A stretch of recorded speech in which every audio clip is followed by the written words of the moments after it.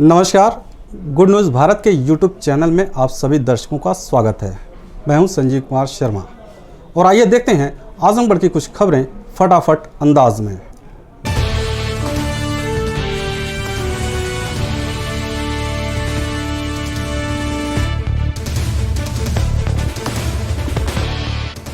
लूट, हत्या, डकैती जैसी घटनाओं को अंजाम देकर पूर्वांचल के आजमगढ़ सहित कई जिलों में कोहराम मचाने वाले एक गिरोह के 8 बदमाशों को पुलिस ने सूचीबद्ध करते हुए इनकी नई गैंग पंजीकृत की है।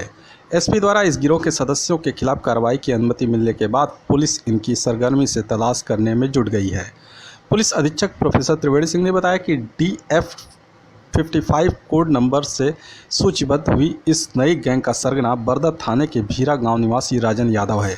इसके गिरोह के सदस्यों में बरदा थाने के दरियापुर बसही गांव निवासी मनीष पाठक, इसी थाने के सिसरेड़ी गांव निवासी विशाल यादव, जौनपुर जिले के सरपतहा थाने के चौबाहा गांव निवासी दीपक तिवारी उर्फ अर्पित, इसी थाने के कटहा गाँव निवासी शैलेंद्र प्रताप सिंह उर्फ SP, प्रतापगढ़ जिले के आसपुर थाने के गोविंदपुर गांव निवासी दिग्विजय सिंह उर्फ भोलू, रानीसराय थाने के कुकरही गांव निवासी अजय यादव और कंदरापुर थाने के शाहपुर पश्चिम निवासी कामू यादव उर्फ वंश बहादुर यादव का नाम शामिल है।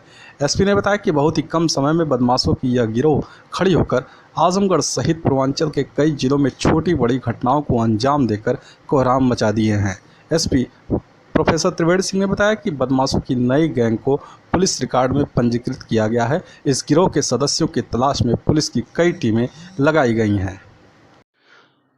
जो वंचित हैं हम उनके लिए चिंतित हैं। जो आपकी भूख है उसी से हमें तकलीफ है।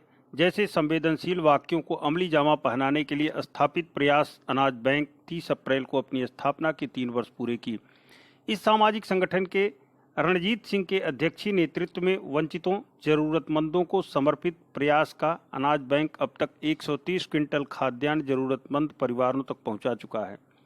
लॉकडाउन के दौरान 34 दिनों के मध्य 40 कुंटल अनाज अब तक वंचित परिवारों के मध्य वितरित किया जा चुका है।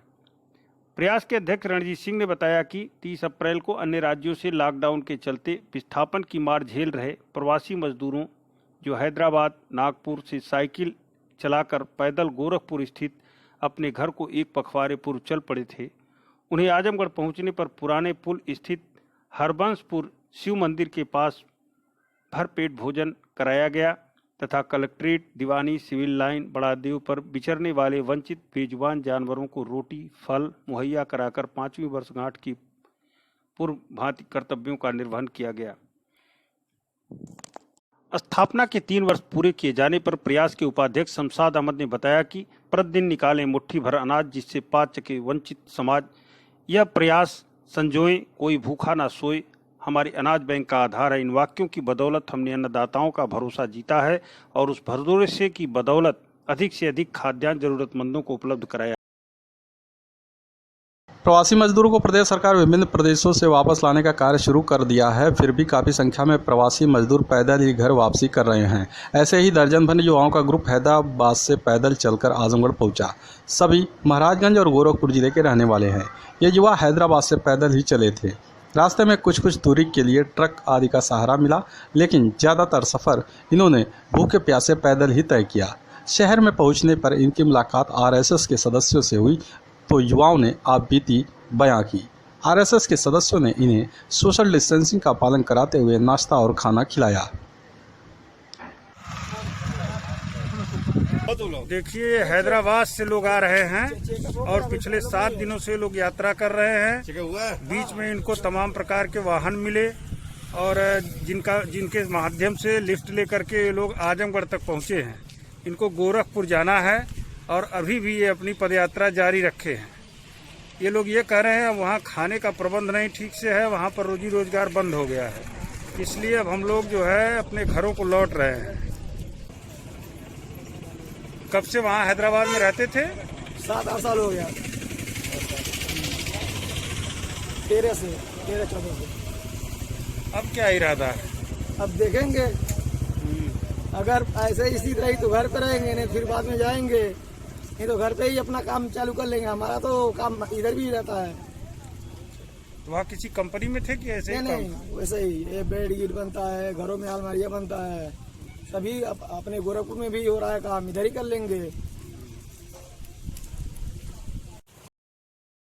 मिलते हैं एक छोटे से ब्रेक के बाद। आप देखते रहिए गुड न्यूज़ भारत।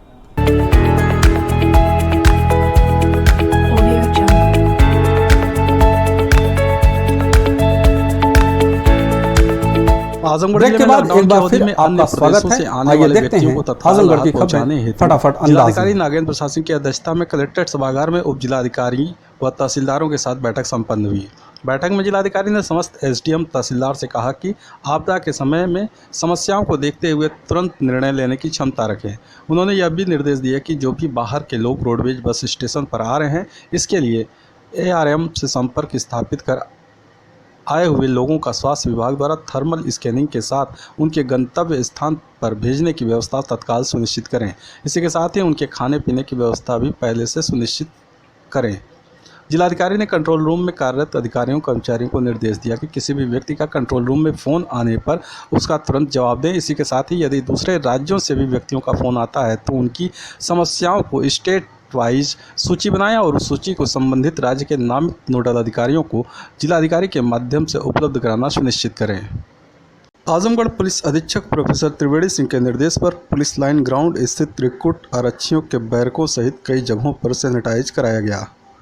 बता दें कि कोरोना संक्रमण से बचने के लिए इस समय साफ सफाई पर विशेष ध्यान दिया जा रहा है। इसी कड़ी में एसपी प्रोफेसर त्रिवेणी सिंह के निर्देश पर CO city Ilamaran police line सफाई कर्मचारियों के साथ पहुंचे। वहां स्थित RI कार्यालय, गणना कार्यालय, रिक्रूट आरक्षियों के बैरकों, मेष आदि जगहों पर साफ सफाई कराने के साथ ही पूरे क्षेत्र को घूम कर सैनिटाइज कराया।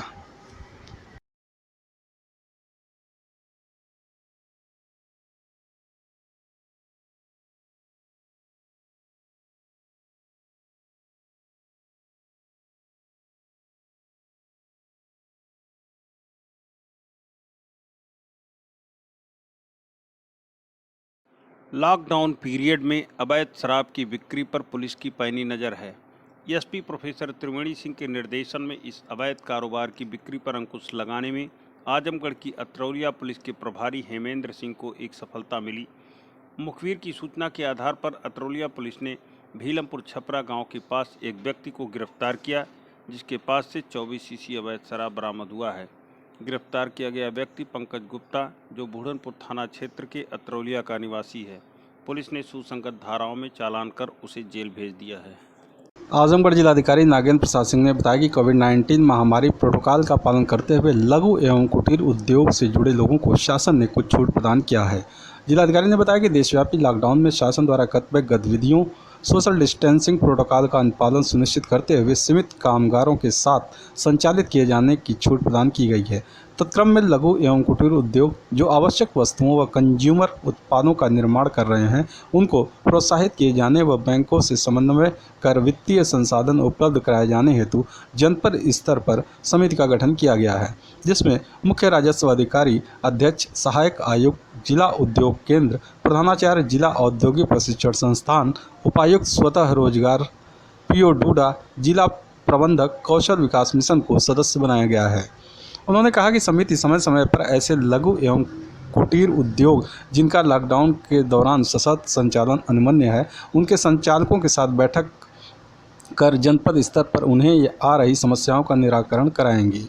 समिति इन कुटीर उद्योग संचालकों को आवश्यकता पड़ने पर बैंकों से समन्वय कर वित्तीय सहायता उपलब्ध कराना सुनिश्चित करेंगी तथा जिलाधिकारी के समक्ष अपनी आख्या प्रस्तुत करेंगी। Audio Jungle.